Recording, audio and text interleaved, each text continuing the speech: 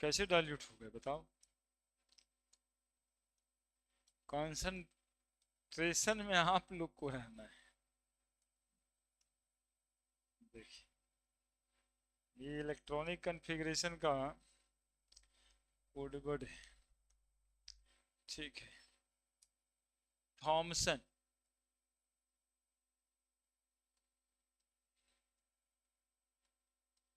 Model of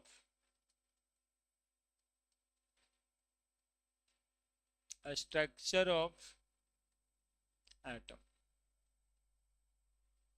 देखिए जी, Thompson साहब कहे ना,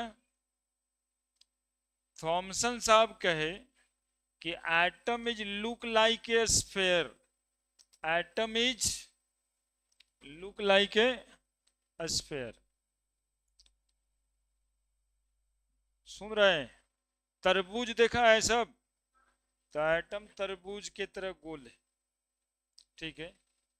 और इसी वजह से इस मॉडल का एक और नाम भी ये बताएंगे। और इस तरबूज में देखा होगा लाल लाल मांस होता है एक तरबूज का, नहीं? पूरा लाल लाल मांस होता है तरबूज का, नहीं होता जी? अरे तरबूज का मांस अंदर में जो गूदा होता है वो लाल लाल ही होता है ना। लो, तुम लोग कुछ नहीं देखा है।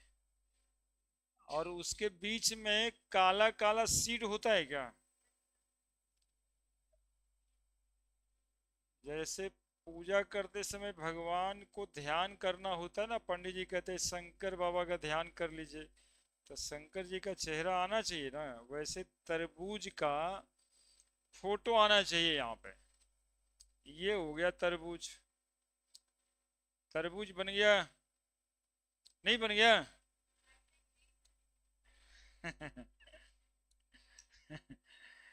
अब देखो, तरबूज के अंदर में उसके मांस में सीड्स घुसा रहता है, काला काला।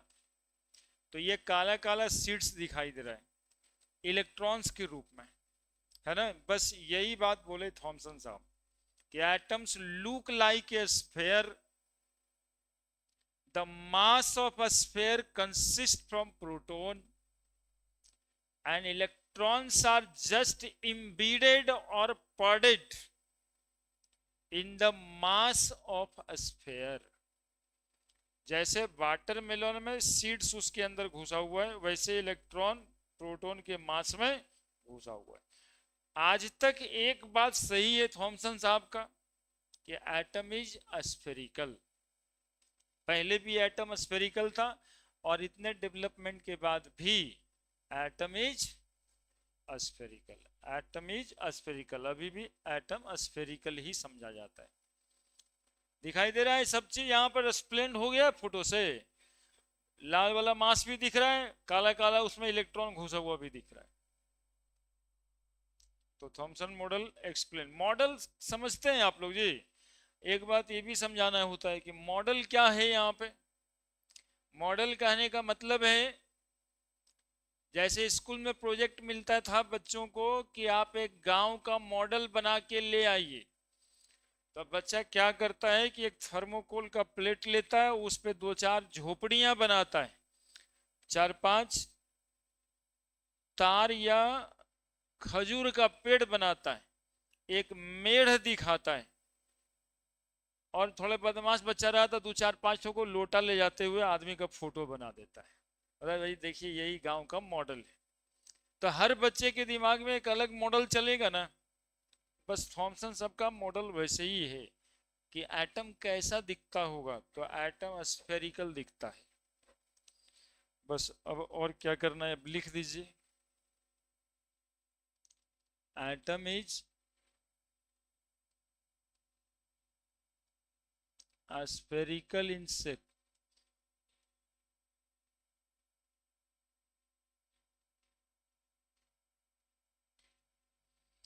अब atom is spherical in shape, तो वॉल्यूम ऑफ एटम बराबर क्या लिखेंगे? Volume of sphere. Volume of sphere कितना होता है जी? 4/3 पाई आर क्यूब, जहां पे आर क्या हो जाएगा, रेडियस ऑफ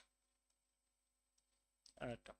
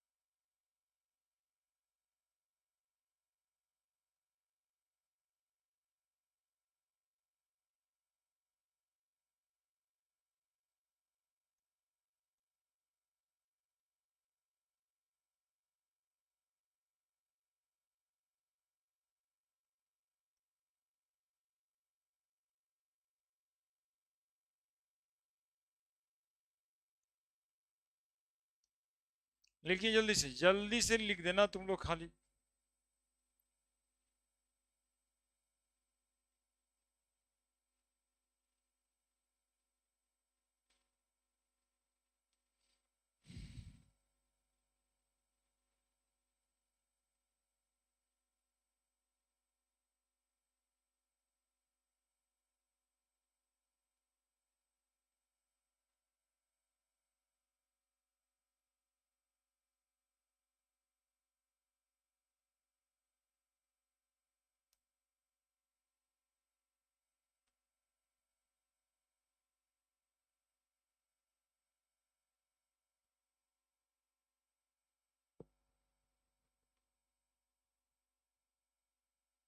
इसमें एक बात अभी भी सही है, कौन सा बात, अस्पेरिकल, बस यही एक बात। इमीडिएट मतलब घुसा हुआ, मांस में घुसा हुआ, पडेड मतलब बिछा हुआ। तरबूज इसलिए दिखा रहे हैं, इमीडिएट और पडेड समझने के लिए ही तरबूज दिखा रहे हैं। जैसे उसका जो सीड काला काला रहता है, कैसे उसके मांस में एकदम बिछा हुआ रहता है, वैसे ही बताए थे ये कि स्फेयर का मास जो है प्रोटॉन बनाया है और इलेक्ट्रॉन सीधा उसमें घुसा हुआ है, पडेड है, बिछा हुआ है, इम्बीडेड है, घुसा हुआ है। बाद में वो पॉजिटिव और नेगेटिव चार्ज में अट्रैक्शन होता है, ऐसा कुछ डेवलपमेंट हुआ इलेक्ट्रोस्टैटिक फोर्स के बारे में, और डेवलपमेंट होने के बाद में ये थ्योरी फेल हो गया कि इस तरह से पॉजिटिव और नेगेटिव चार्ज बॉडी एक साथ नहीं रह सकता है। ठीक है, तो गलत हो गया मॉडल। इस मॉडल के बाद रदरफोर्ड साहब का मॉडल आया, Rutherford model of structure of atom. बढ़े, लिखो जल्दी जल्दी, ये तुम लोग लिखोगे जल्दी तो आगे हो जाएंगे। रदरफोर्ड साहब, हो गया ना सबका? नहीं हुआ तो बोलना है यार, दुविधा में न रहना। रदरफोर्ड,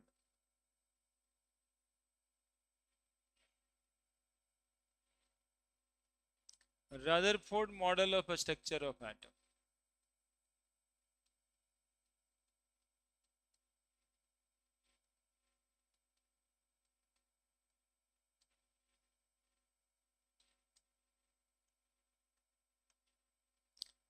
रदरफोर्ड साहब का मॉडल बनने के लिए एक एक्सपेरिमेंट हुआ, रदरफोर्ड अल्फा एक्सपेरिमेंट हुआ था ना जी।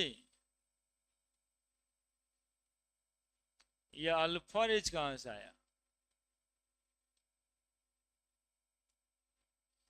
तो ये अल्फा रेज समझने के लिए थोड़ा सा रेडियो एक्टिविटी जानना है।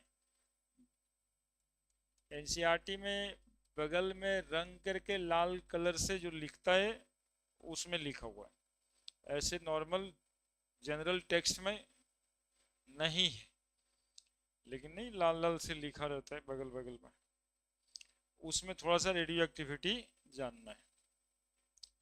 देखो सुनो, रेडियो एक्टिविटी का फेनोमेनन डिस्कवर कौन किए हैं? डिस्कवर्ड बाय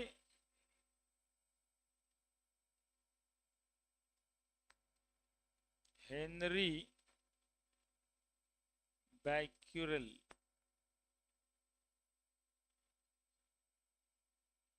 बैक्यूरेल, आरियल, आरएल क्या है स्पेलिंग? बैक्यूरेल, क्यू यू, यहीं पर गड़बड़ है, E R L, Becquerel, Henri Becquerel. ये भाई साहब रेडियो एक्टिविटी का डिस्कवरी किए। देखो क्या किए थे, सुनना 2 मिनट फिर लिखना। ये भाई साहब एक वुडन बॉक्स लिए, आप लोग के घर में है वुडन बॉक्स? नहीं है? एक वो रहता है जी दादाजी का, नहीं है? लकड़ी का बक्सा, लकड़ी का तो देखा होगा, बेड बेड बनता ही है, पहले के जमाने में लकड़ी का बक्सा भी बनता था, हमारे बाबूजी को था लकड़ी का बक्सा, ऐसे लकड़ी का बक्सा है, ऐसे देखो ऐसे।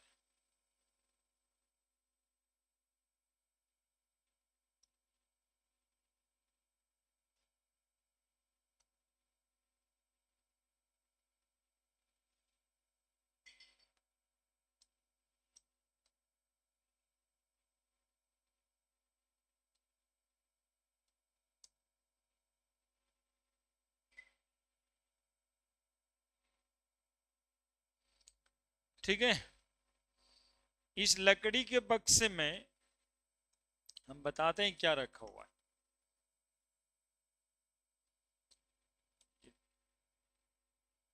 मामूली सा सबस्टांस नहीं रखा हुआ है, एटम बम है, समझिए एटम बम का मसाला। यूरेनियम का साल्ट है, potassium uranyl sulphate, potassium यूरेनाइल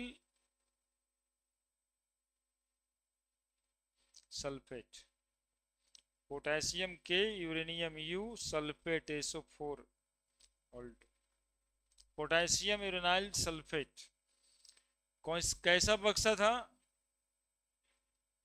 wooden box. कैसा कवर है? Lead sheet. लेड सीट को रख दिए वुडन बक्से के ऊपर, और ये ब्लैक पेपर से रैप्ड है सबस्टांस जो है ना, खोमचा बना के रखा हुआ वुडन बक्सा है। ये एक सीट बनाए हैं, इसको आप फोटोग्राफिक प्लेट बोलिए।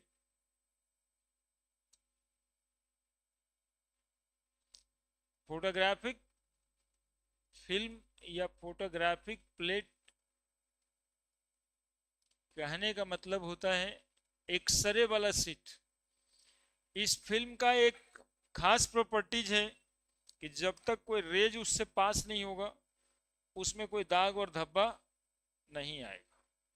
ठीक है, बैक्यूरेल साहब इतना सब कुछ सेटअप करके, इतना सब कुछ सेटअप करके एक कमरे में ये फेनोमेनन बंद कर दिए। मतलब इतना सब कुछ कमरे में बंद है जहां पर कोई रेज बाहर से नहीं आ रहा है, कोई रेज बाहर से नहीं आ रहा, इवन लाइट रेज भी नहीं आ रहा है।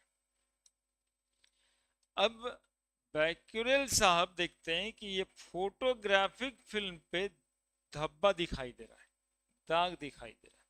फोटोग्राफिक फिल्म पे जब रेज पड़ता है ना, जैसे हड्डी का एक्सरे करा के लाए तो एक्सरे कैसे वो स्कैर्स जैसा दिखेगा, नहीं भूत जैसा दिखता है कुछ, वैसे ही ये फोटोग्राफिक फिल्म पे धब्बा दिखाई दिया। बैक्यूरेल साहब कहें कि ये जो सबस्टांस रखे इसी से कोई ना कोई रेज निकला है जो लेड सीड को पार करते हुए फोटोग्राफिक फिल्म पे आ गया है इस तरह से। और ये फोटोग्राफिक फिल्म पे क्या छोड़ दिया, स्पॉट छोड़ दिया, ऐसे ऐसे। बैक्यूरेल साहब बड़ा खुश हुए कि हम कुछ डिस्कवर कर दिए, हम पता लगा दिए। इस रेज का नाम भी रख दिए वो बैक्यूरेल रेज। ठीक है, ये हुआ रेडियो एक्टिविटी का फेनोमेनन कैसे डिस्कवर हुआ। अब वो पूछोगे कि सर इससे ये कोई निकालता है, तो नहीं, इससे अपने आप वो इमिशन होता है। तो कहते हैं spontaneous emission of active radiation. क्या कहते हैं, spontaneous emission of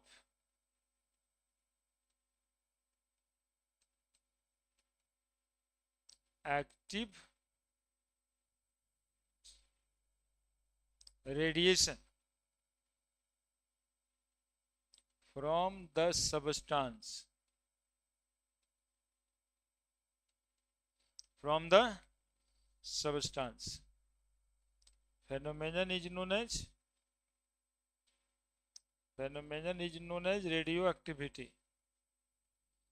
Phenomenon is known as radioactivity. And the substance which emit these radiation, and the substance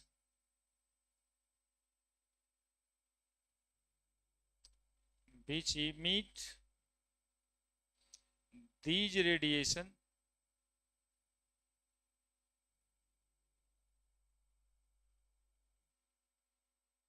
known as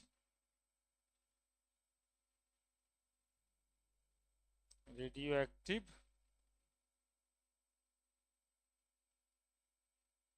substance। ठीक है, and radiations are known as, and radiation or radiations are known as Becquerel rays या radio active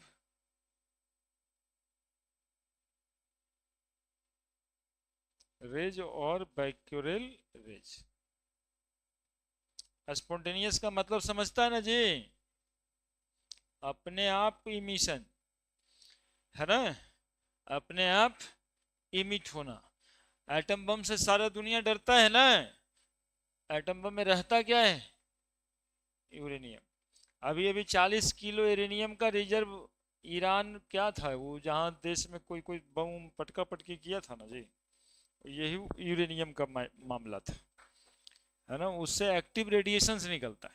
होता क्या है कि उससे raise निकलेगा, आपके बॉडी में पेनिट्रेट कर जाएगा, आपको पता भी नहीं चलेगा। इसको बोला जाता है साइलेंट किलर। और पता नहीं चलेगा और आप ही को घाटा नहीं पहुंचाएगा, आपसे होने वाले बच्चों को भी ये घाटा, ये हार्म पहुंचा देता है ना। तो इसी बात को सबसे पहली बार डिस्कवर कौन किए थे, बैक्यूरेल साहब। जल्दी से बनाइए तो, सोच क्या रहे, कहाँ सोचते रहते। एक्चुअली में काम तो पढ़ने का ही है, सोचने का पार्ट टाइम जॉब ये अपने आप होते रहता है, ये कोई कहता नहीं है सोचने के लिए, ये अपने आप चलता रहता है। हाँ देखो, हाँ नहीं नहीं, साइंटिफिक रीजन है। लकड़ी का बक्सा क्यों लिए, लेड सीट क्यों रखा, सबका साइंटिफिक रीजन है ना। लकड़ी का बक्सा इसलिए रखे कि वो कैसा सबस्टांस कहिएगा जिससे रेज आगे बाहर ट्रांसपेरेंट नहीं होता, वो पूरा का पूरा भरा हुआ अपेक है, इसलिए वुडन बॉक्स है। वो रेज रिफ्लेक्ट नहीं करेगा, सब डंप हो जाएगा। ठीक है। Black body good absorber of heat, good emitter of heat होता है। जो रेज जाएगा वो ब्लैक कागज पहले से अब्जॉर्ब कर लेगा ऊपर ही, या नॉर्मल कोई रेडिएशन होता तो ये यहीं पे अब्जॉर्ब कर लेता, इसीलिए वो ब्लैक पेपर से रैप्ड है। लेड शीट जो होता है वो हार्ड टू पेनिट्रेट, है ना। Lead sheet hard to penetrate, लेकिन ये रेज पेनिट्रेट कर गया, that is by called active radiation. Active है, नॉर्मल रेज नहीं है। ये लाइट रेज की तरह नहीं है कि शीशा के उस पार भी दिखाई जाए दे देता है कि कोई रेज है, ये सब बातें। स्पॉन्टेनियस इमिशन ऑफ, इसीलिए यहां पर लिखा है एक्टिव रेडिएशन। एक्टिव रेडिएशन मतलब लेड सीड को पेनिट्रेट कर रहा है, काम कर रहा है, इनएक्टिव नहीं है।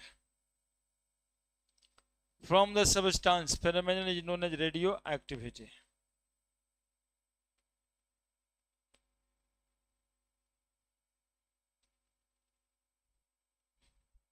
बोलिए बोलिए, क्या समस्या है, और है कोई समस्या?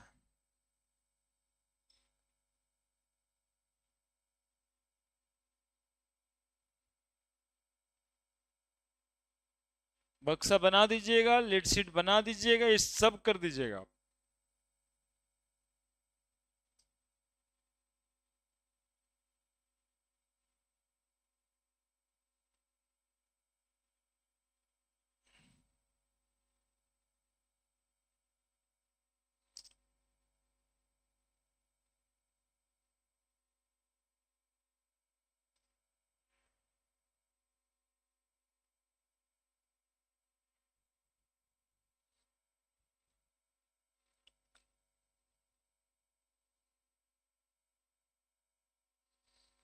बैक्यूरेल साहब को काफी खुश हुए थे ये फेनोमेनन डिस्कवर करके। रदरफोर्ड साहब मिल गए सुबह सुबह में रास्ते में, नहीं तो दोस्ती तो पहले से रहा होगा रदरफोर्ड साहब को। बैक्यूरेल साहब मिले, रदरफोर्ड साहब खुश होकर के बता रहे हैं कि यार हम तो एक डिस्कवरी कर दिए, हम तो एक रेज का डिस्कवरी कर दिए जिसका नाम है, कौन सा रेज? Becquerel raise. रदरफोर्ड साहब को लगा सब ठीक है, ये अपने नाम पे रेज का नाम रख दिया है, ये तो भाई नहीं जलन हो जाता दोस्त को कि ये गड़बड़ है, नाम तो बैक्यूरेल रेज ना रखता, ये तो अमर हो गया, हम तो कुछ किए ही नहीं। तो क्या होता है, आदमी सवाल जवाब करने लगता है। अच्छा ये बताओ कि ये रेज का प्रॉपर्टीज क्या है, कैसा है ये रेज, क्या गुण है इसमें? बैक्यूरियल से साहब बताएं कि भाई ये तो हम ना जानते, ये तो हम नहीं पढ़े, डिस्कवर नहीं कर पाए। यानी इसकी प्रॉपर्टीज जो है रदरफोर्ड साहब डिस्कवर किए। बैक्यूरेल रेज यानी रेडियो एक्टिव रेज की प्रॉपर्टी कौन डिस्कवर किए? रदरफोर्ड। ये भी एक सवाल है, properties of radio active rays discovered by Rutherford, यानी properties of Becquerel rays discovered by Rutherford.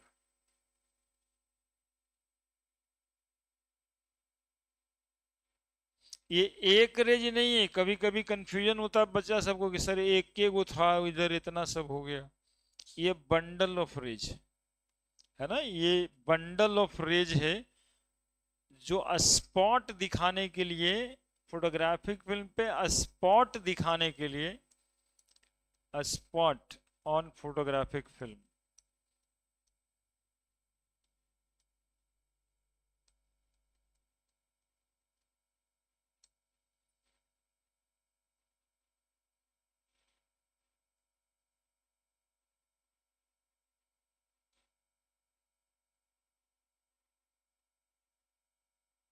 लिख दिए।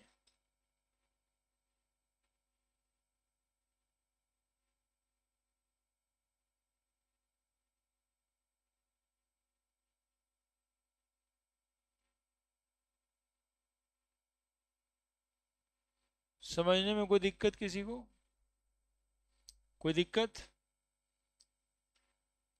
ये सबस्टांस अर्थ क्रस्ट में ही मिलता है, लेकिन भगवान करे किसी को मिले नहीं, नहीं तो ये रेज घुस जाएगा बॉडी में। नहीं, सरकार इस पे प्रतिबंध लगा हुआ है। ये देश भी एक दूसरे पे प्रतिबंध लगाता है कि आप इसका प्रोसेसिंग नहीं कर सकते बिना सहमति के। एक भाई साहब अभी कर रहे थे, तो इसी वजह से अमेरिका वाला 2-4-10 को बम गिरा दिया था। नहीं, जो 60 फीट नीचे धंस गया था, पता चला होगा कि उसका बंकर में जाकर के 60 फीट नीचे धंसने वाला मिसाइल गिरा दिया। 40 किलो यूरेनियम का रिजर्व उसके पास है, इतना बम बना सकता है। पाकिस्तान वाला हम लोग को धमकी देते रहता है बराबर कि हमसे ना टकराओ नहीं तो हम न्यूक्लियर बम फोड़ देंगे। क्योंकि उसके पास 200-250 बम है, ज़्यादा नंबर है एटम बम का, यानी यूरेनियम का रिजर्व ज़्यादा है। तो धरती का प्रॉब्लम है, धरती का देन है। अब उसके धरती में यूरेनियम पाया जाता है, हमारे धरती में हो सकता है प्लेटिनम गोल्ड पाया जाता है ना। तो ये कहाँ पे मिलता है? जैसे हम लोग के बगल में झारखंड है, वहाँ धरती में कोयला मिलता है, हमारे बिहार में तो बालू मिलता है। नहीं, तो सब जगह पे अपना ज्योग्राफिकल कंडीशन से बढ़े। तो रेडियो एक्टिविटी कैसा फेनोमेनन है? स्पॉन्टेनियस न लिखे थे जी, जनरल कंपटीशन का क्वेश्चन कि radio activity is spontaneous phenomenon. एक और बात होता है, रेडियो एक्टिविटी फॉलो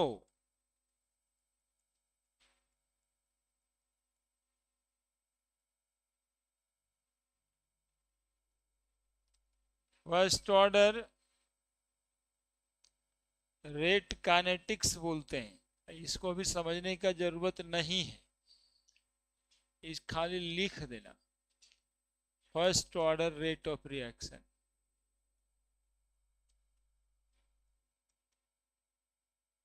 है ना। रेडियो एक्टिविटी कौन सा सबस्टांस हो सकता है? तो radio active substance are, periodic table आप लोग देखे हैं, देखे हैं ना जी। पीरियोडिक टेबल में जो एलिमेंट 90 से ज्यादा एटॉमिक नंबर का है वो रेडियो एक्टिव है। एक्टिनियम के बाद thorium, plutonium, protactinium, uranium, 90 number, 91 number, 92 number. Element having 89 है एक्टिनियम का जो तुम बताई। एलिमेंट हैविंग एटॉमिक नंबर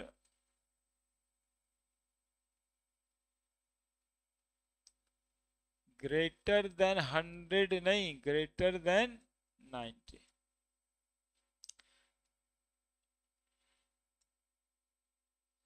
दूसरा कौन सा एलिमेंट? आइसोटोप के बारे में शायद सुने हैं आप। तो आइसोटोप एलिमेंट का रेडियो एक्टिव होगा, है ना। जैसे carbon 14 radio active, isotope of element.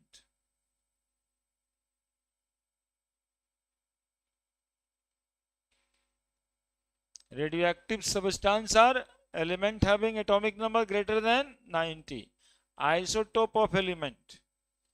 जैसे एग्जाम्पल, जैसे deuterium H21, H31, carbon 14 6, boron 11 5, ये सब रेडियो एक्टिव है। हाँ, बोलो बोलो बोलो। कौन?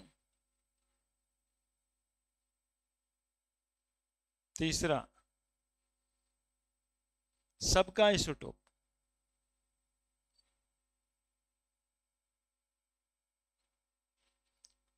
नाम बोलो। Element having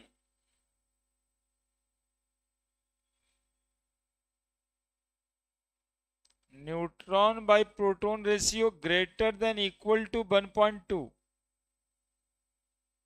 greater than equal to 1.2। जैसे देखना, ये ट्राइटियम बहुत ज्यादा अनस्टेबल है और इसी वजह से रेडियो एक्टिव है। न्यूट्रॉन बाई प्रोटॉन रेशियो जहां पे ग्रेटर देन इक्वल टू 1/2 है, वो न्यूक्लियस को अनस्टेबल कहा जाता है। Nucleus is unstable and hence radio active. हाँ बोलो न।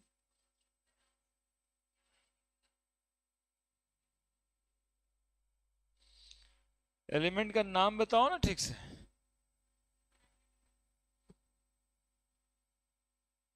अरे सैंपल बताओ ना, सैंपल बताओ। फ्रांसियम, हाँ रेडियो एक्टिव है। हाँ है,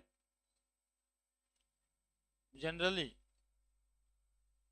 जनरली है ना, जनरली 90 से ज्यादा वाला सब रेडियो एक्टिव है। लेकिन कुछ पहले वाला भी तो है, फ्रांसियम जैसे, उसका हाफ लाइफ पीरियड बहुत कम है, वो रेडियो एक्टिव ही है। रेडियम भी मिल जाएगा, वो रेडियो एक्टिव है, जिसका एटॉमिक नंबर 90 से कम है। जनरली ज्यादातर पहचानने का तरीका देखो ये वाला है, neutron by proton ratio greater than equal to 1.2, है ना। यदि किसी भी एलिमेंट का न्यूट्रॉन और प्रोटॉन की संख्या का डिवीजन 1.2 से ज्यादा आ रहा है तो वो रेडियो एक्टिव है। 1.5 आ रहा है तो पक्का बहुत ज्यादा। ट्राइटियम का देखो 2 आ रहा होगा, इसका न्यूट्रॉन बाई प्रोटॉन रेशियो कितना है? समझ रहा है हमारी बात की? अमेरिका टाइप ने ना बोल रहे हैं। न्यूट्रॉन बाई प्रोटॉन रेशियो बताओ। 3 इसका मास नंबर है, 1 एटॉमिक नंबर है, तो प्रोटॉन है 1 और मास नंबर है 3, तो न्यूट्रॉन की संख्या कितनी है? 2। अब प्रोटॉन की संख्या 1, तो न्यूट्रॉन बाई प्रोटॉन रेशियो कितना आया? 2, जो 1.2 से बहुत ही ज्यादा है। तो tritium is highly radio active कह सकते हैं। निकालो, carbon 14 8 neutron by proton ratio. Neutron की संख्या 14 में 8 गया, कार्बन का एटॉमिक नंबर 6 होता है, 8। अब प्रोटॉन की संख्या 6, 1 पॉइंट कितना, 20 होती है 18। और तुम लोग देखो भागा भी हमको नहीं बता सकता है कि सर बता दें 1.33। क्या न्यूट्रॉन बाई प्रोटॉन रेशियो समझ रही है ना?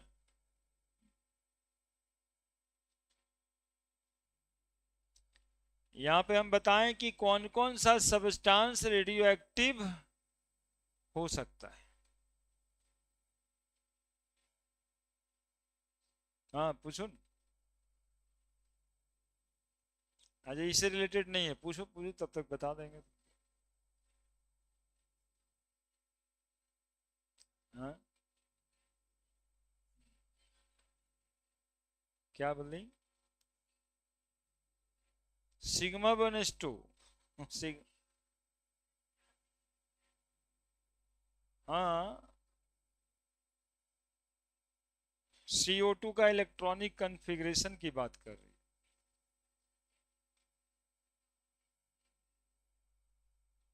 दोनों तरफ डबल बॉन्ड है, उसका sp हाइब्रिडाइजेशन हम ही बताएं। एटम की नंबर को जोड़ के, इलेक्ट्रॉन की संख्या को जोड़ के, डिवीजन करके, तो अलग से बताना पड़ेगा, इतना आसान नहीं है। कार्बन का एटॉमिक नंबर बताओ, बताओ वैलेंस इलेक्ट्रॉन कार्बन का, जल्दी से, बाकी सब लिखिए, इनसे हम बतिया लेते हैं। हाइब्रिडाइजेशन न पूछ रही हो जी? हाँ समझ गए। टोटल नंबर ऑफ इलेक्ट्रॉन्स जोड़ा जाता है और उसको 8 से डिवाइड कर दिया जाता है। अभी बीच में हाइब्रिडाइजेशन बताने के लिए, बाकी सब समझेगा। अच्छा, अंत में बताते हैं। लिख दिया यहां तक?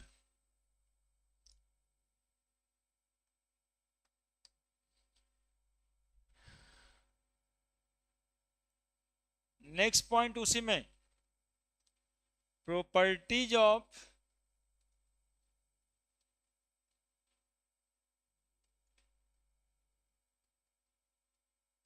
रेडियोएक्टिव रेज और बैक्यूरेल रेज।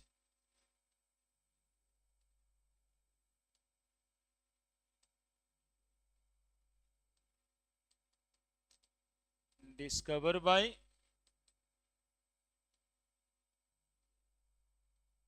रदरफोर्ड साहब, है ना? Properties of radioactive rays discover by, जानते हो? पहले देख लो एक बार, पहले देख लो एक बार।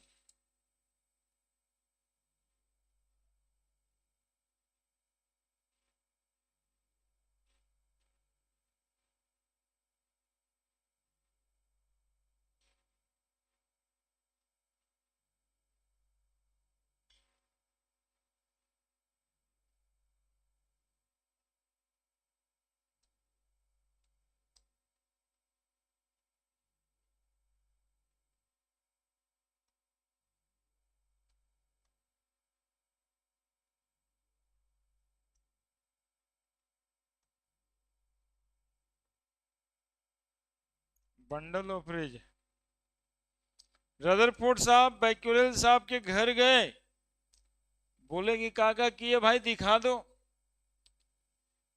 प्रॉपर्टी तो तुम नहीं बता पाए, और उन्हीं का एक्सपेरिमेंट में सिर्फ क्या किए, एक इलेक्ट्रिक फील्ड ऐड कर दिया। ऐसे प्लेट है, वो इलेक्ट्रिक फील्ड वाला प्लेट है, एक नेगेटिव टर्मिनल से जोड़ दिया और एक बैटरी लगा दिए और एक फील्ड बना दिया, इलेक्ट्रिक फील्ड। इलेक्ट्रिक फील्ड समझना बहुत आसान है, जैसे कोई कहे तो दो तार होता है, नहीं, जैसे जैसे दो प्लग होगा उसमें, उसको नोच दें और नंगा तार लेके खड़ा हो जाए, बोले छुओ तो। इलेक्ट्रिक फील्ड समझना कितना आसान है। नहीं छू रहे इसलिए ना भाई कि भाई वहां पे मैग्नेटिक इलेक्ट्रिक फील्ड होगा, यदि छू देंगे तो हमारे बॉडी में भी करंट आ जाए, बस यही काम किए। बोले अब रूम बंद कर दो।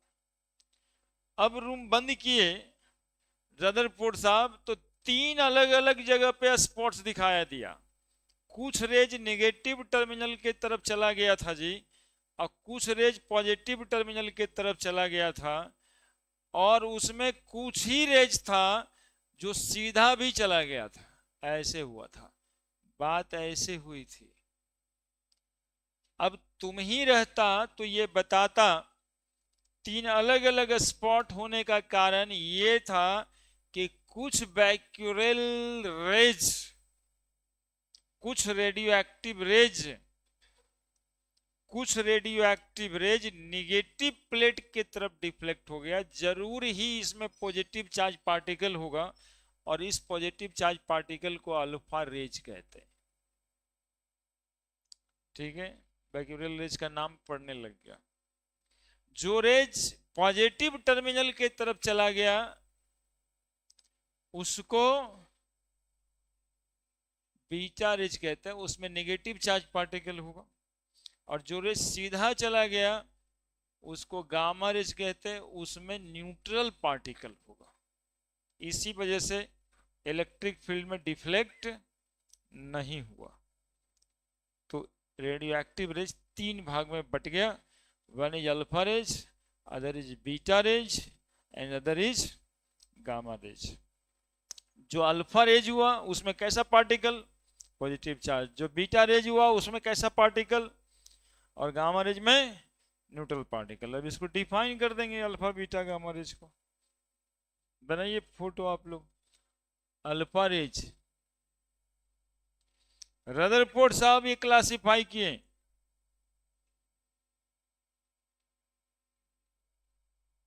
Rutherford classify the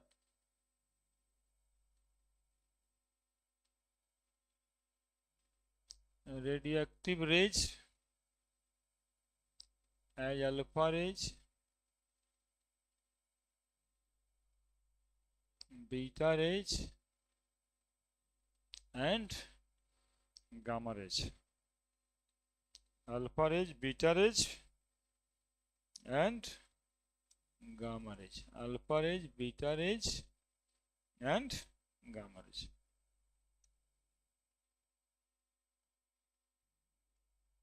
alpha rays किसको बोलते हैं,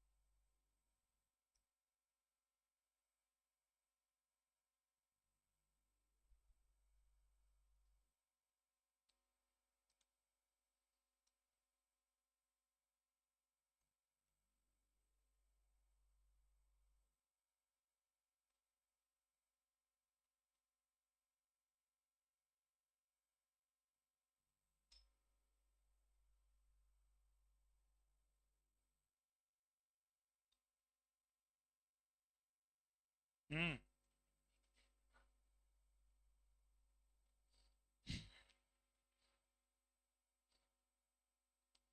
बताते।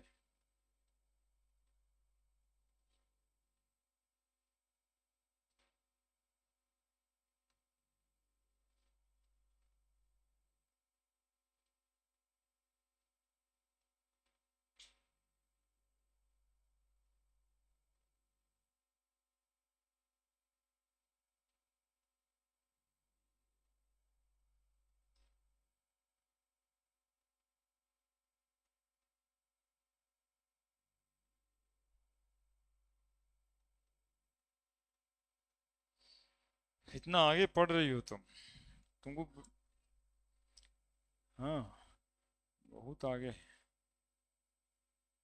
जरूर बताएंगे।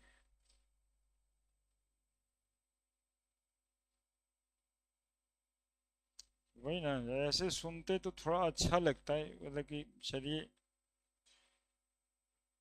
वीडियो है तो कुछ काम आ रहा है। एक आध को भाई साहब मिलेगा, बोलेगा हमको मिल ही नहीं रहा था। अब बताइए, जनरली सबको न मिले इसी के लिए तो उस तरह से लिखा हुआ है, लेकिन अपना बचपन को तो मिल ही जाना चाहिए ना।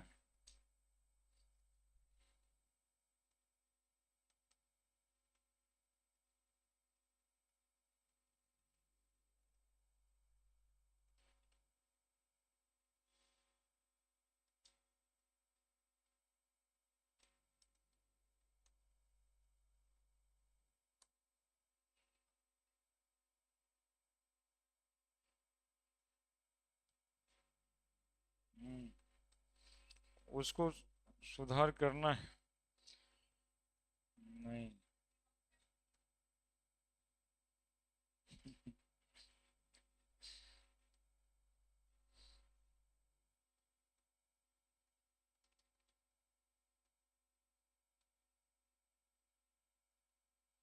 दिखाई पड़ रहा है जी, बहुत छोटा छोटा हो जा रहा है। अलग से ही लिख दें क्या?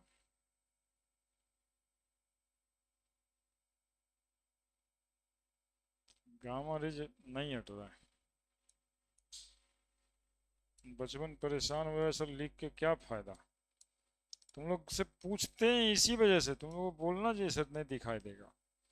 और ब्लैक पे ग्रीन लिख करके खराब जैसा लगता है।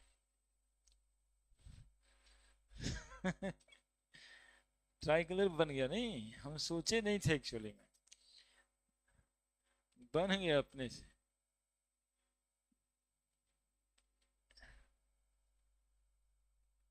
कौन से मॉलिक्यूल का बताएं? CO2 का। वो एक ट्रिक है।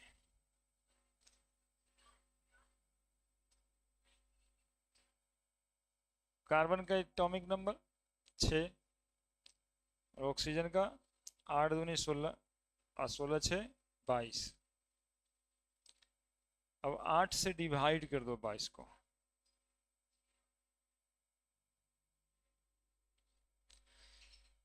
देखो तुम लोग उधर लिखना भाई, इस समझने की कोशिश नहीं करना है, ये समझ रही है इसलिए। 6 है, 8 दूनी 16, 8 × 2, तो 16 और 6 हो गया 22, और 8 22 से डिवाइड होगा।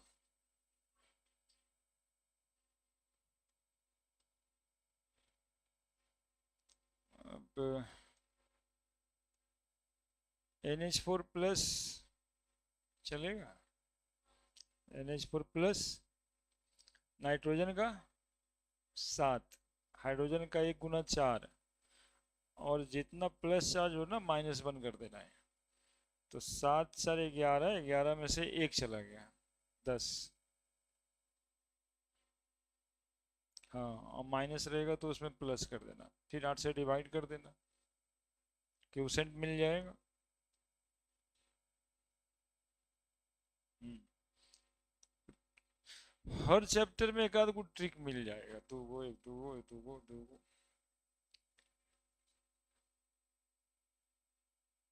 करते हैं। तो फेस्टिवल मूड में चला जाता है आदमी, भूल जाता है। रक्षाबंधन था ना जी,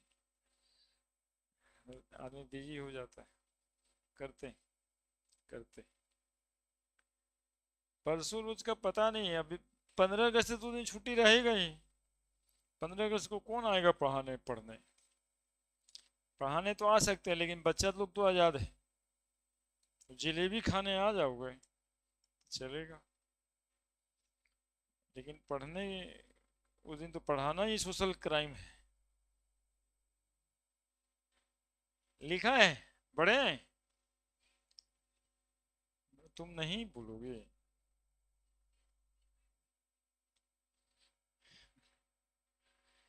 जल्दी।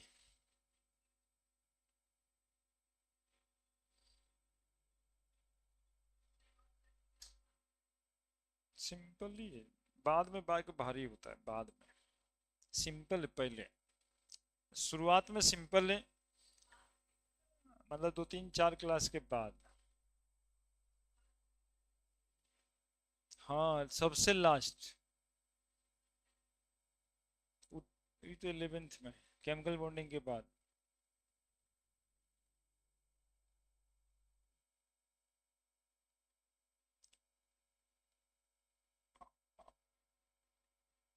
गामा रेज, अल्फा बीटा हो गया।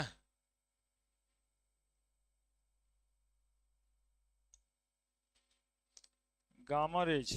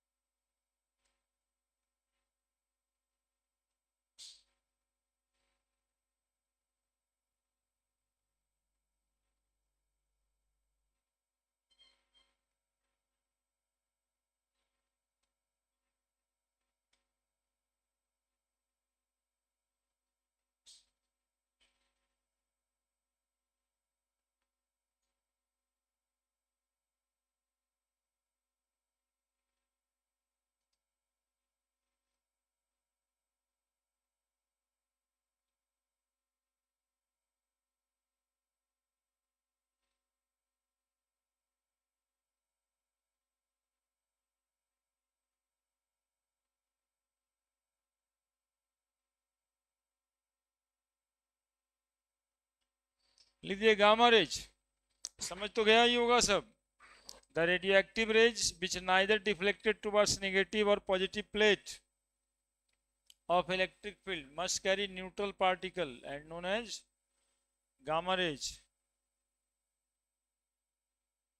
भाई साहब लिखिए, काहे खुश हो रहे मोबाइल देख देख कर, कुछ नहीं मिलने वाला है अल्टीमेटली, बस बात खत्म है।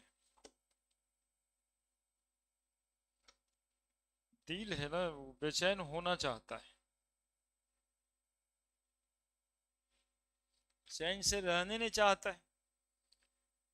इसको थर्मोडायनामिक्स में पढ़ेंगे, बॉडी का इंट्रोपी कहलाता है ये, सिस्टम की इंट्रोपी, रैंडमनेस हर सिस्टम में होता है, खाली ज्यादा हो जाए तब दिक्कत है।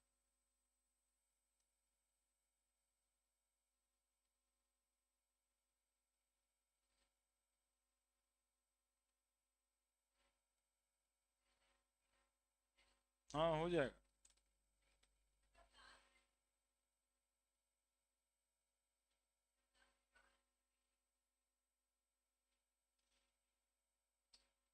कंप्लीट 72 घंटा में ही होगा।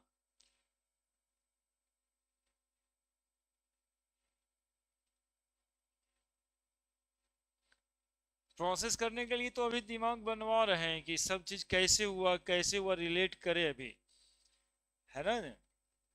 हाँ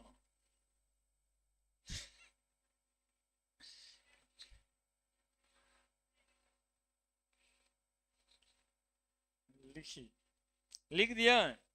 अल्फा बीटा गामा रेज समझ गया, यानी जो रेज पॉजिटिव टर्मिनल के तरफ गया बीटा रेज, जो नेगेटिव टर्मिनल के तरफ गया और जो सीधा गया गामा। बढ़े, अब देखो यहाँ पे अल्फा रेज लिखो ऐसे, अभी लिखना कोई मत, देख लो पहले। यहाँ बीटा रेज लिखना है और यहाँ गामा रेज लिखना है, ठीक है। अल्फा बीटा और gamma raise.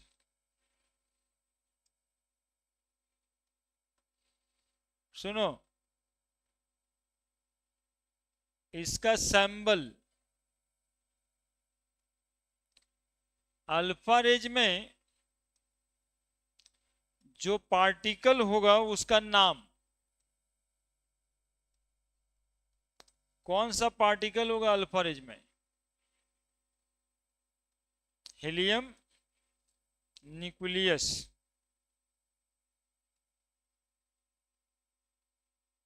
Helium nucleus. Beta rays में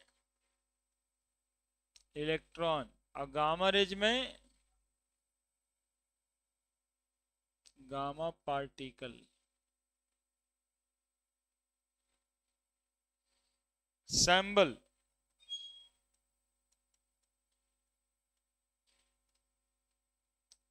हीलियम प्लस प्लस, इलेक्ट्रॉन -10, इसका सैंबल गामा ही रखना, 00।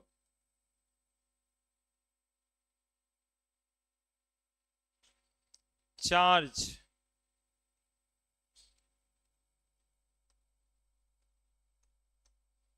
+2 unit, -1 unit,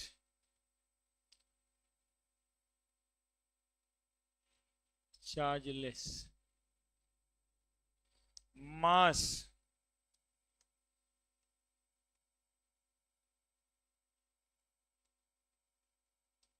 4 mu। Massless,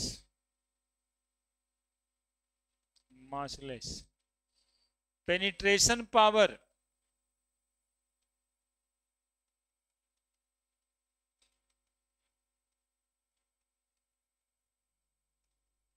alpha rays का पेनिट्रेशन पावर कम होता है, less,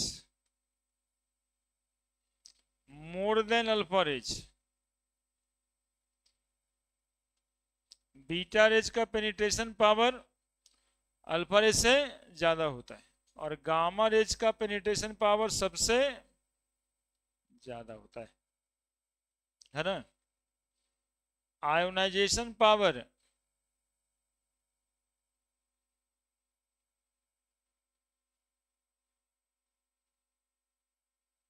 ionisation power alpha rays का सबसे ज्यादा होता है, क्योंकि इसमें चार्ज होता है ना +2 यूनिट। बीटा रेज का लेस देन अल्फा रेज, और यहां पे मिनिमम।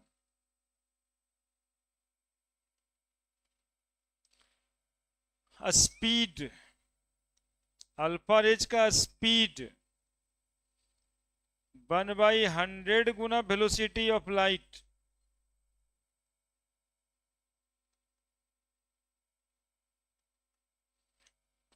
बीटा रेज का 1/10 इंटू वेलोसिटी ऑफ लाइट।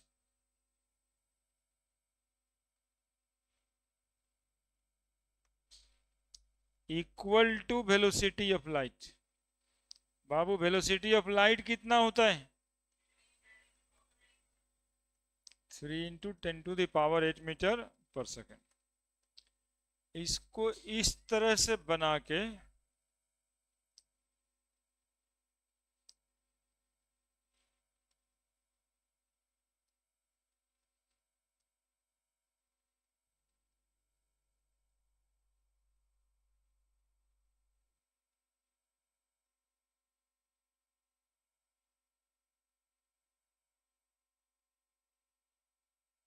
ऐसे बना लेना, और ये जनरल कंपटीशन तक का काम आने वाला चीज है।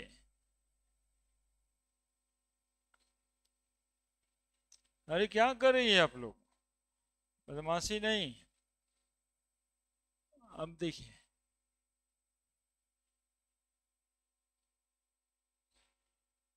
देखिए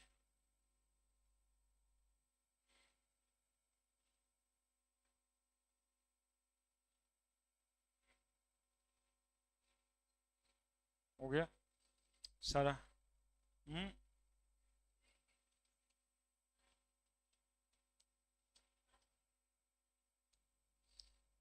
सिलेबस का भी टेंशन इसको होता है,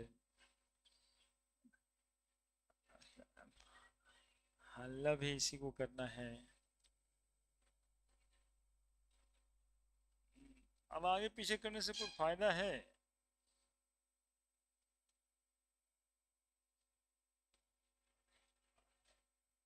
देखो, कोई चार्ज बॉडी किसी गैस में इंटर कर जाता है, तो चार्ज बॉडी क्या लेके इंटर किया? चार्ज। तो ये ट्रांसफर कर देगा गैस को। तो जिस गैस में ये ट्रेवल कर रहा है उसको भी आयन में कन्वर्ट कर देगा। तो आयोनाइजेशन पावर, तो अल्फा रेज को +2 यूनिट चार्ज है, इसलिए आयोनाइजेशन पावर ज्यादा है। बीटा को -1 है, इसलिए आयोनाइजेशन पावर कम है। ठीक है।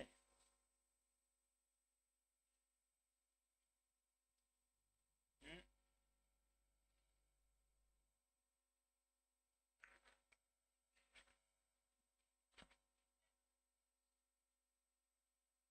लिखिए जल्दी से।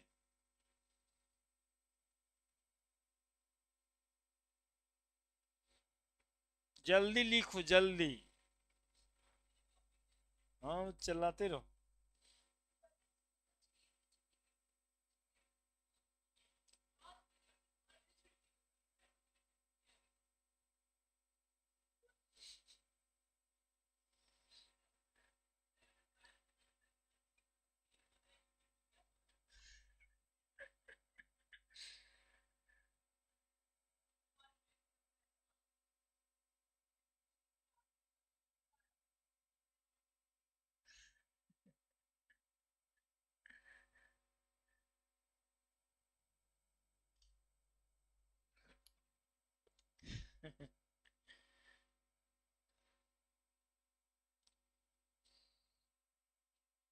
हम स्कूल का परीक्षा अगले महीने है। देखो है क्या ना कि स्कूल वाला के सिलेबस या कोई भी ऐप का सिलेबस यदि आगे चल रहा है तो उससे आपको प्रभावित यदि हो जाते हैं तो फिर यहाँ भी गड़बड़ हो जाएगा। एक बात तो ये है कि हम प्रभाव में आने वाले नहीं हैं।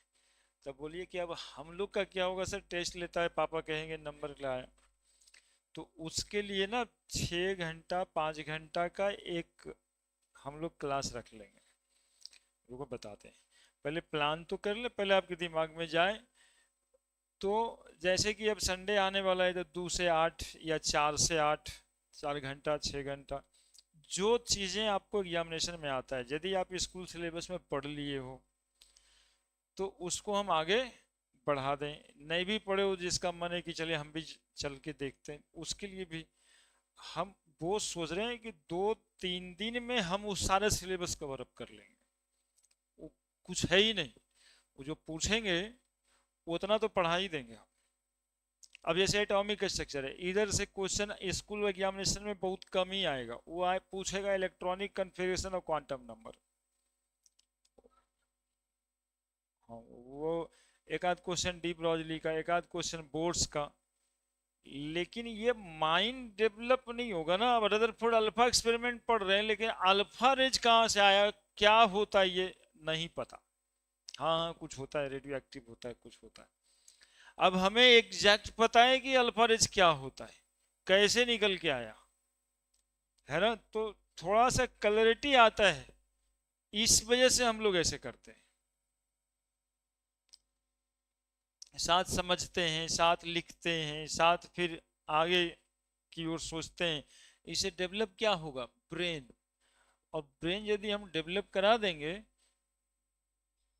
तो 2 दिन में 2 चैप्टर पढ़ सकते हैं। मेन यही बतवा है ब्रेन का रिसेप्टर सेल्स एक्टिव करना, कि कैसे कैसे चीजें अरेंज हुआ है ना। नहीं तो है ना, वही स्कूल्स में तो पढ़ ही लिए, फिर भी वो दिक्कत होता है ना, किसी तरह से घींच तीर के क्वेश्चन में बन जाता है, कॉन्फिडेंस से नहीं बनता। समस्या यहाँ पे, ठीक है। रदरफोर्ड साहब को ले आए।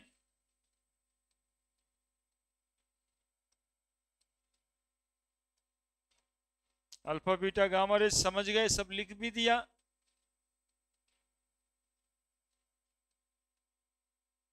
Rutherford alpha scattering experiment.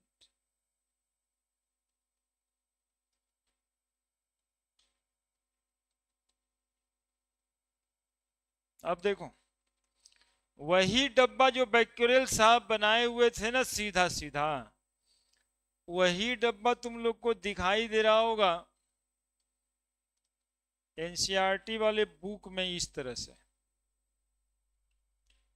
इतना गौर से देखा ही नहीं होगा।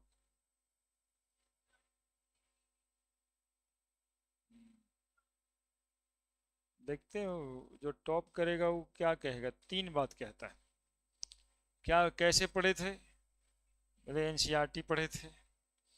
और क्या किए थे, सेल्फ स्टडी किए थे, केवल टेस्ट सीरीज ज्वाइन किए थे, जो बहुत आसान किसी को लग ही नहीं सकता है।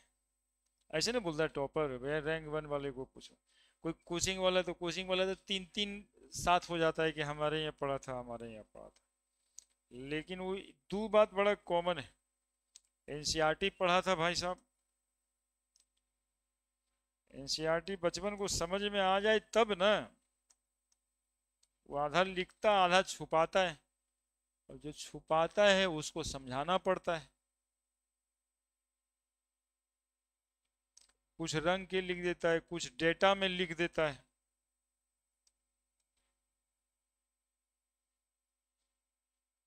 सबसे ज्यादा परेशान तो बायोलॉजी में करता रहता है।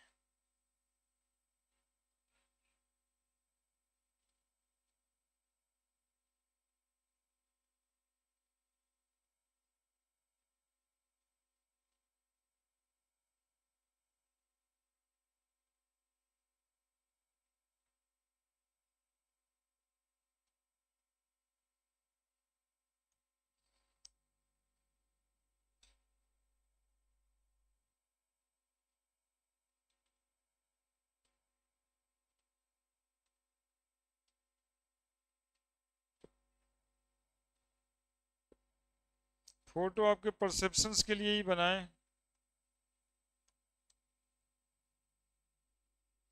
गड़बड़ हो गया क्या?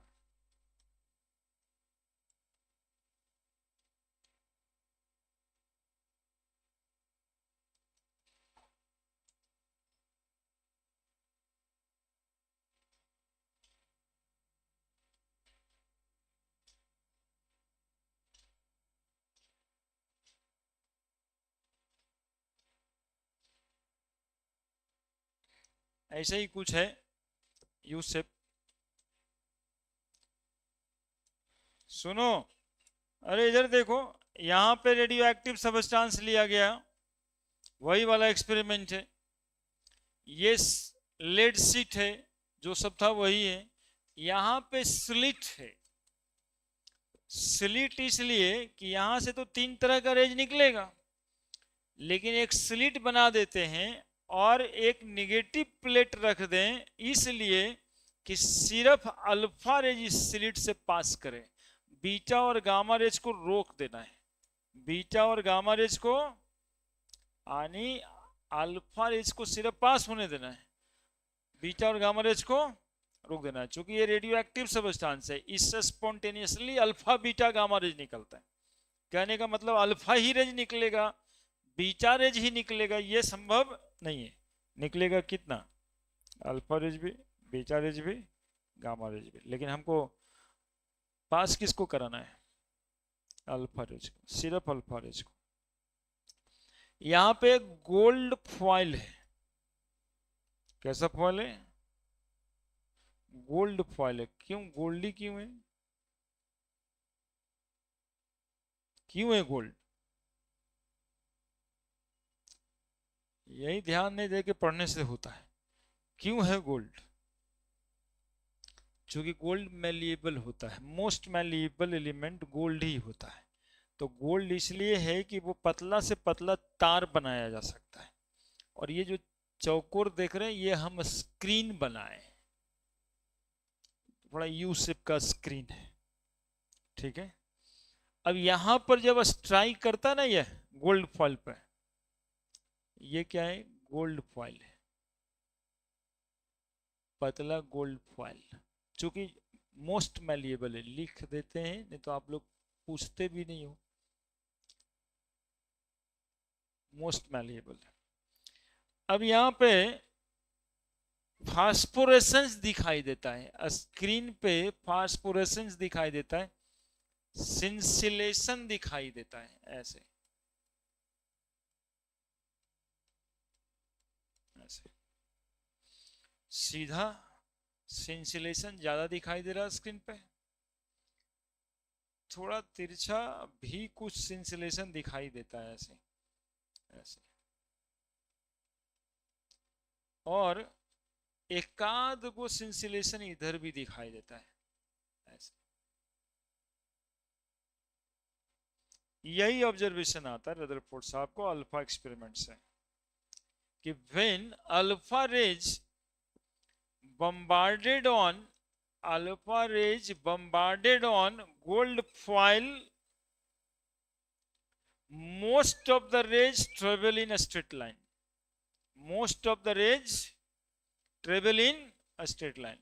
होता क्या होगा कि यहाँ अल्फा रेज आने के बाद स्कैट इधर में पड़ता होगा, इधर जाता होगा, इधर जाता होगा, जहां जहां रेज जाता है वहां पे एक ठो स्पार्कल बताए थे ना सीआरटी वाला टीवी में, जब सिनेमा नहीं आता था तो बूंदा बूंदी पूरे में रहता था, वही बूंदा बूंदी दिखाई दे रहा है। कुछ रेज मुड़ जा रहा है। इसको अब और अच्छे से हम लोग ऐसे देखेंगे, देखो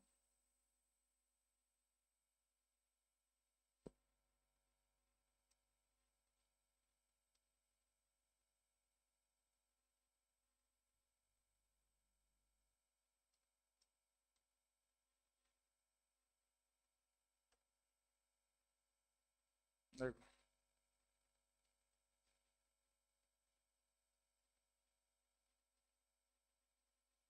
ये अल्फा रेज ज्यादातर इस कहां जा रहा है? सीधा। कुछ रेज सम एंगल से, कुछ रेज सम एंगल से, देखो ना, कुछ रेज सम एंगल से मुड़ गया है, देखो इधर चला गया, इसीलिए स्क्रीन पे बूंदा बूंदी दिखाई दे रहा है। कुछ रेज सम एंगल से ऐसे मुड़ गया। 10,000 में एक रेज ज्यादा एंगल से मुड़ गया। 10,000 में एक रेज कुछ ज्यादा एंगल से ही मुड़ गया, ऐसे ऐसे ऐसे। और फिर इधर में भी रिपीट कर दो, ऐसे ऐसे, है ना।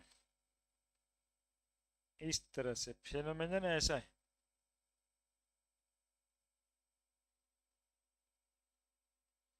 ये देखो इधर जा रहा था लेकिन कुछ ज्यादा एंगल से मुड़ गया, ग्रेटर देन 90 डिग्री। ये सब less than 90 degree, small angle से मुड़ा।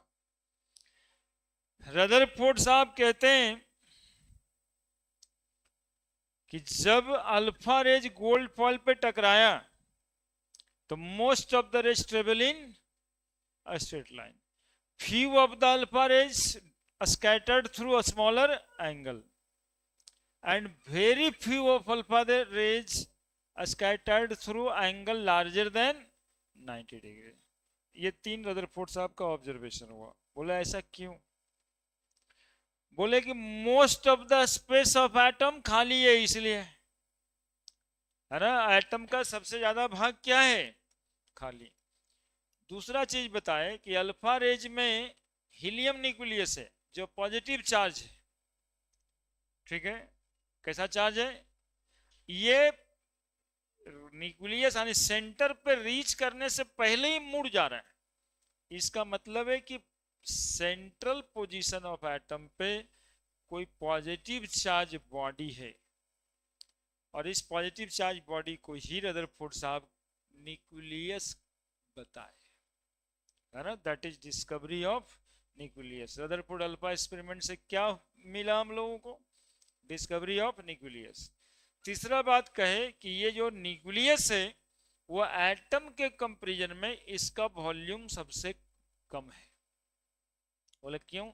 तो बोले 10,000 रेज हम बम्बार्ड कराए अल्फा रेज का, तो 9,990 रेज सीधा चला गया। अब 10 रेज में चार रेज स्कैटर्ड हुआ और 2 रेज मुड़ के वापस आया। तो 10,000 रेज का वॉल्यूम इतना बड़ा, और उसमें से 10 रेज इतना, है ना। तो न्यूक्लियस का वॉल्यूम एटम के वॉल्यूम के कंपैरिजन कम है, बहुत ही कम है ना। तो 3 ऑब्जर्वेशन और 3 कंक्लूजन, बस यही लिखेंगे रदरफोर्ड अल्फा एक्सपेरिमेंट। जल्दी से बनाइए फोटो। वो बनता है तो बनता है, ये बनता है तो बनता है, जो बनाना है बनाइए। ये फोटो किताब में आपका है और 9 से किताब में है, लेकिन जैसे वो डब्बा बनाता है उसमें क्या है ये पता नहीं चल रहा है बच्चों को, हम पूछ के देख रहे हैं। कारण रेडियो एक्टिविटी अलग से नहीं पढ़ा है, इसी वजह से। अब वो डिब्बा दिखाई दे रहा होगा कि वुडन बॉक्स है, उसमें कोई पोटेशियम यूरेनाइल सल्फेट है, कोई रेडियो एक्टिव सब्सटेंस है, और उसको लेड सीड्स रख के रोकने की कोशिश की, फिर भी निकला एक्टिव है।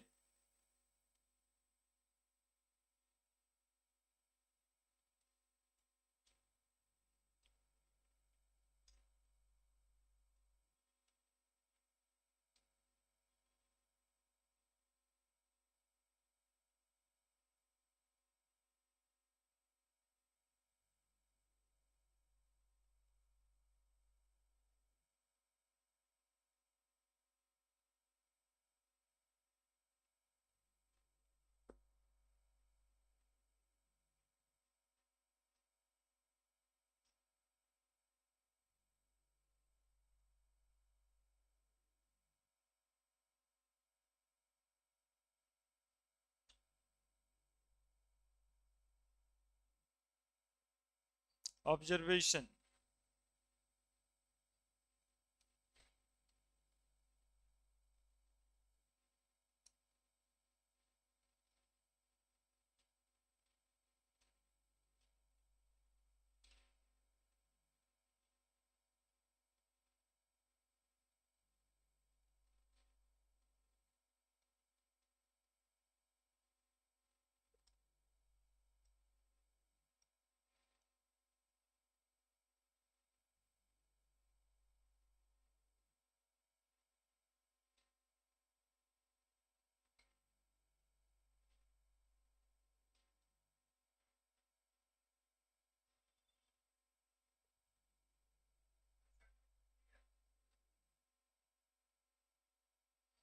क्या कीजिएगा?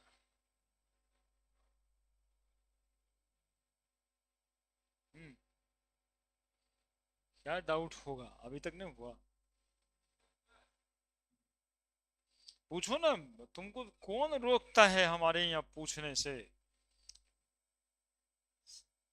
संडे को भी कर देंगे, और अभी भी तुमको यदि कुछ है तो पूछ सकता है। अभी देखो, बच्चे को था ना हेबिटेशन बता, नहीं बता दिए? चलते फिरते बता देते हम यार।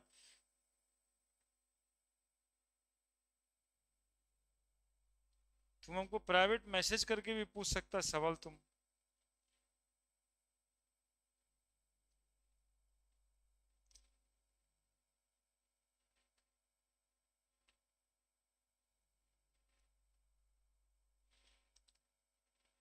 संडे को सोच रहे हैं स्कूल वाले बच्चे का क्लास हम रख दे पीरियोडिक टेबल का।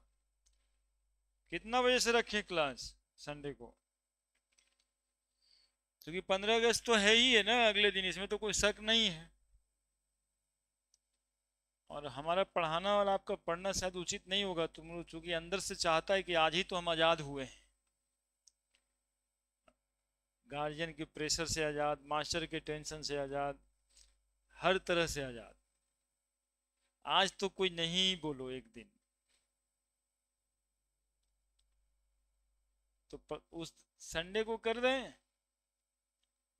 स्कूल में जो जाता बच्चा है उसको पीरियोडिक टेबल बता दें कि कोई कुछ नहीं बोलेगा।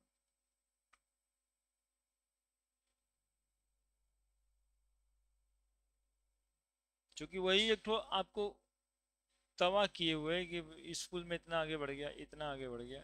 अरे बढ़ेगा ही, वो तो पढ़ाने नहीं तो बढ़वे नहीं करेगा, क्या करेगा? हम क्या कर रहे हैं? सिखा सिखा के परेशान। हम जो सिखाते हैं लगता है कि उतना बात बच्चा को दिमाग में ठहरा होगा, रुका होगा, इसलिए बताते हैं। लिख दिया। Experiment. Alpha rays bombarded on thin gold foil. कैसे बम्बार्ड हुआ यहां दिखाई दे रहा है। Observation.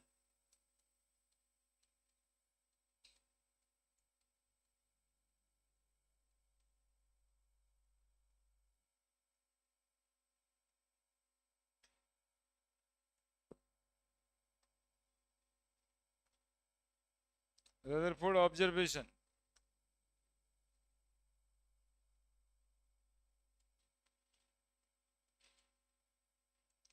Most of the alpha rays, most of the alpha rays क्या? Travel in straight line.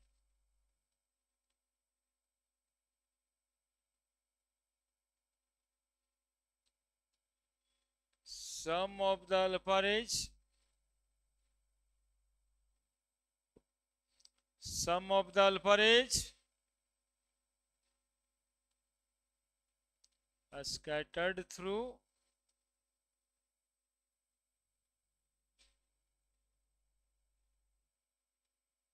a smaller angle.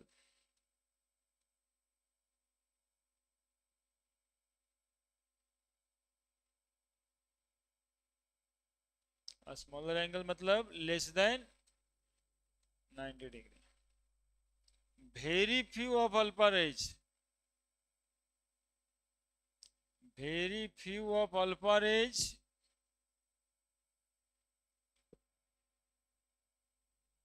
scattered through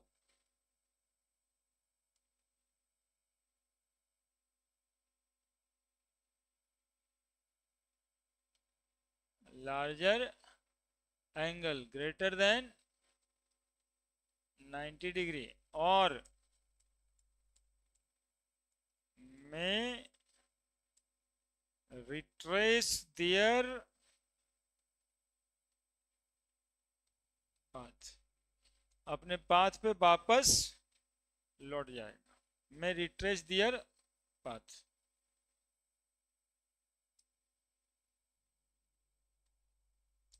Rutherford साहब का कंक्लूजन।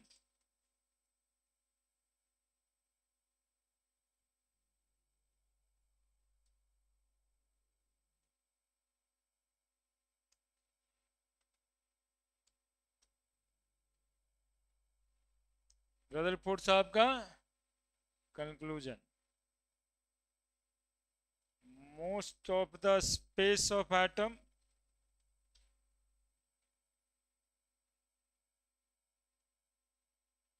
आर एम्प्टी, खाली होता है at the central position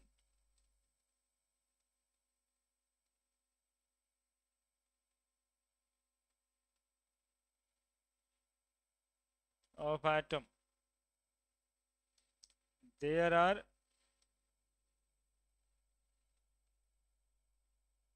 positively charged body. क्यों positively charge body? क्योंकि alpha rays में positive charge था, रिपल्सन हुआ होगा। At the central position of atom there are positively charged body carrying whole mass of the atom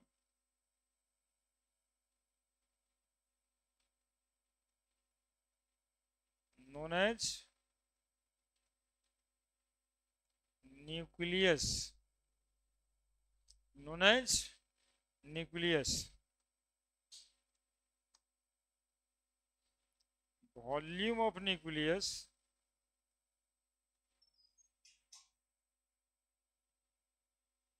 is very less in comparison to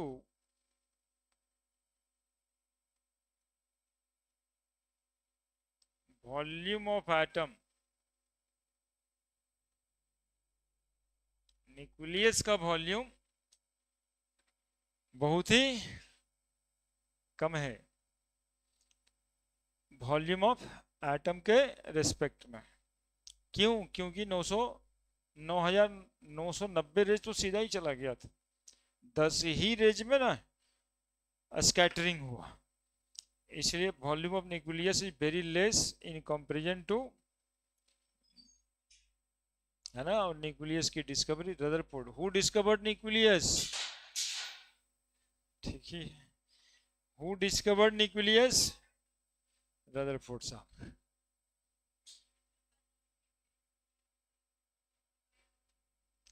atom का nucleus Rutherford साहब, उधर cell का nucleus Robert brown.